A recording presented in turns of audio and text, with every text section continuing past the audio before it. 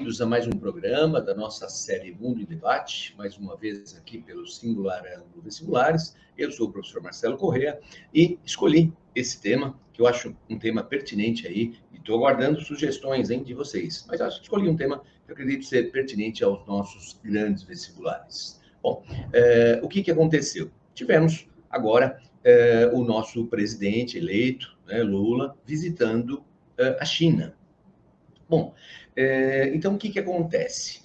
É normal, é de praxe da diplomacia, quando um presidente é eleito, terminadas as eleições, receber uma série de telefonemas, de países aliados, e, na sequência, após a posse, um tour para, exatamente estreitar aí os laços, agora com um novo representante da nossa presidência. Bom, tradicionalmente a viagem é feita, a primeira viagem, do nosso presidente recém-impossado é para Buenos Aires, isso foi feito, e depois, uma sequência de viagens que, obviamente, o Lula ainda vai cumprir. E, claro que a China é um destino que deve ser prioritário. Afinal de contas, vamos lembrar que a China é o nosso maior parceiro comercial, isso já tem mais de 10 anos.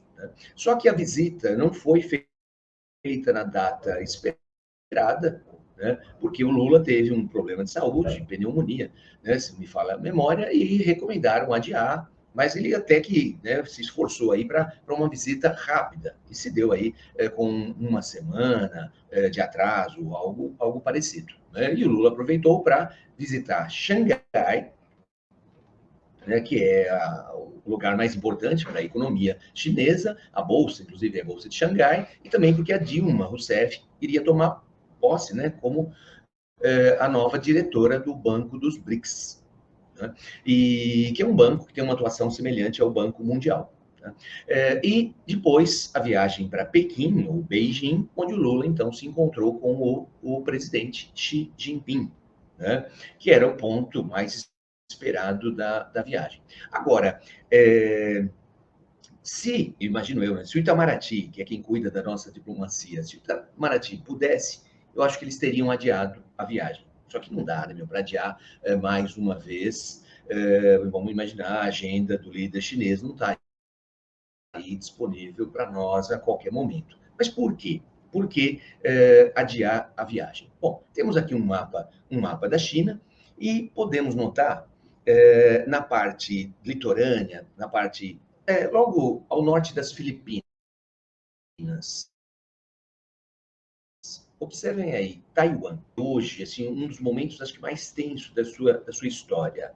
Vamos dar uma olhada nesse próximo mapa aqui, ó. Vamos olhar aqui. Tá? Repara que não tem Taiwan nesse mapa, nessa ilustração, Mas, obviamente, uma analogia ao mapa chinês. Então, voltando, olha aqui, Taiwan como território chinês, mesma cor, e aqui não. Ué, esqueceram? Não. O que acontece? Mais uma ilustração. Olha aqui, ó, para ter as duas, sem e com Taiwan. O que acontece? Para o governo chinês, para o líder Xi Jinping, Taiwan é uma província rebelde. Taiwan é território chinês e ponto final. Território rebelde seria como um filho rebelde. É meu, isso é inquestionável, mas não me obedece. Só que um dia vai obedecer. E esse dia está para acontecer. Imagina o medo do povo que vive em Taiwan. Eles têm uma qualidade de vida, são chineses, para começar, etnicamente, mas eles têm uma qualidade de vida superior à própria China e liberdade de ir e vir, liberdade de expressão, liberdade para escolha dos seus próprios governantes, o que, obviamente, não existe na China. Resumindo, a China não admite que alguém considere, que um país considere Taiwan como um país independente. Eu sei que Taiwan tem o governo eleito, Taiwan tem moeda própria, Taiwan tem leis próprias. Taiwan funciona exatamente como se fosse um país, mas formalmente não existe uma declaração de independência. Então, por exemplo, o Lula, ele esteve na China, mas nem cogitaram uma passagem por Taiwan. Por quê? Porque o Lula, como chefe de Estado, se ele vai para Taiwan e se ele encontra com, hoje é uma mulher que ocupa a presidente, né? Se ele se encontra com a presidente de Taiwan, é a mesma coisa que falar que o Brasil reconhece Taiwan como um território independente. É romper relações com a China, é óbvio. O que a gente, claro, nós não pode nem pensar. Nós temos um grande mercado ainda. A China se tornou o maior parceiro e tem muito ainda para crescer. Não precisamos brigar com os Estados Unidos nem com a Europa, mas a chance de um crescimento nas relações comerciais Brasil, Estados Unidos, Brasil, Europa é mínima. Né? O que dá para fazer a gente já faz. Com a China tem muita coisa ainda. Então a gente tem que tratar a China com, né, uma grande deferência. Então, tem que pensar em se encontrar com autoridades de Taiwan. Mas de onde vem essa briga?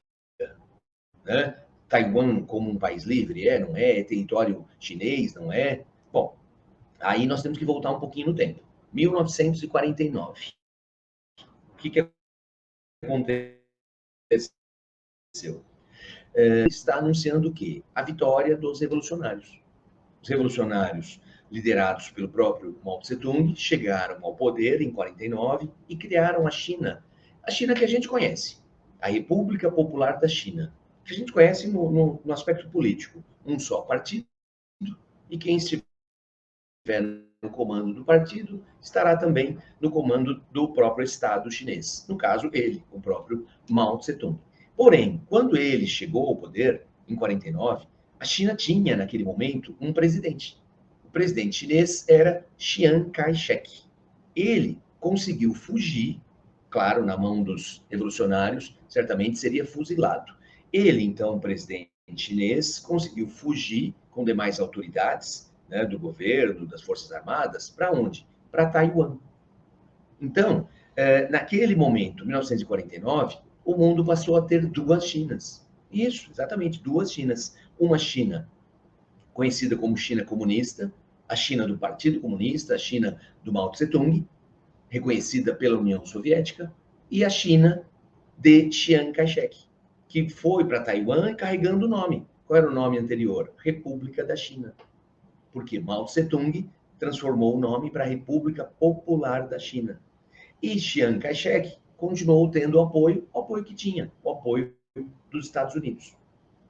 Então, o mundo passa a ter duas Chinas, chamada de comunista, né, a continental, do Mao Tse-tung, e a nacionalista, a República da China, governada pelo Chiang Kai-shek e tendo o apoio americano.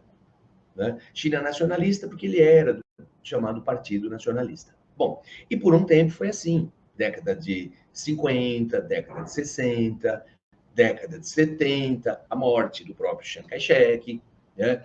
E a morte do Mao Tse-tung e a chegada ao poder do sucessor de Mao Tse-tung. Esse aí, ó, Deng Xiaoping. China é um assunto importante, nós precisamos aí de alguns nomes. Quem está logo atrás? Jimmy Carter, presidente dos Estados Unidos. E ali atrás, aquela parede branca, é a própria Casa Branca. Bom, peraí. Chiang Kai-shek na Casa Branca, sucessor do Mao Tse-tung na Casa Branca. Mas como? Então, essa foto é muito emblemática. Ele, o sucessor do Mao Tse-tung, vou reforçar o nome aí, Deng Xiaoping, ele anunciou em 1979, logo no início do seu governo, que a China abriria sua economia para o mundo. E o governo americano, quando olhou aquele imenso mercado consumidor, disse o quê? Opa, eu quero participar. Né? Só que para firmar laços diplomáticos com a República Popular da China, né, a dita China comunista, necessariamente Jimmy Carter teve que fazer o quê? Romper relações com Taiwan, romper relações com a República da China.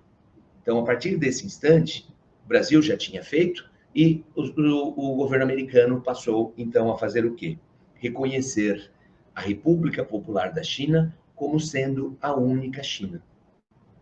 Então, né, de certo modo, traindo Taiwan, ou traindo a República da China, não aceitando mais a denominação República da China, passando a chamar de Taiwan, e aceitando essa premissa de que Taiwan é uma ilha chinesa, é território chinês, e não mantendo mais relações diplomáticas.